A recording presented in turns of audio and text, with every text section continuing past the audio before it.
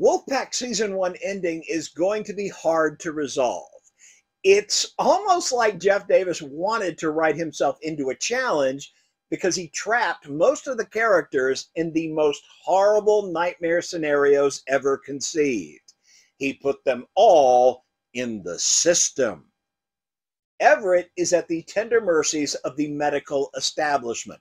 Legally, he can't make any of his own decisions until someone declares him sane. Blake and Danny are separated in the California Child Protective Services, where more than 100 children die every single year.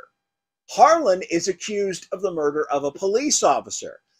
We've already seen how poorly the police are depicted on this show. Now imagine what one of these characters might do now that he's in custody with no parent around to protect him. Now, I'm not suggesting these moves don't make sense within the context of the story. Blake? Danny found a murdered girl in his motel room. His father is automatically a suspect, so Blake and Danny cannot stay with him while all that is sorted out. Plus, there is the hint that maybe Ramsey is pushing this family apart for her own reasons. Did you set the fire? Harlan's DNA is all over Officer Unfriendly. Although I doubt they got DNA results that fast, the officer's car is outside Harlan's house, and they would have typed the officer's blood from the nearby tree. There's also the fact Harlan has no alibi except for family and friends who might be accomplices after the fact. So there is more than enough to legitimately suspect and hold him as a person of interest. You know what this one's for.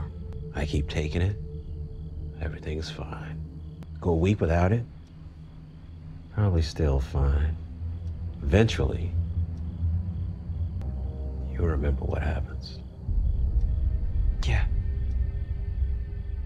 I remember. What we gleaned from Everett's father hints that there were some pretty serious issues with him earlier in his life that we did not witness.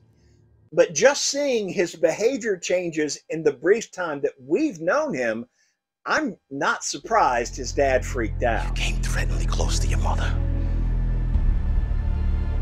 She swore that you were going to become physically violent with her.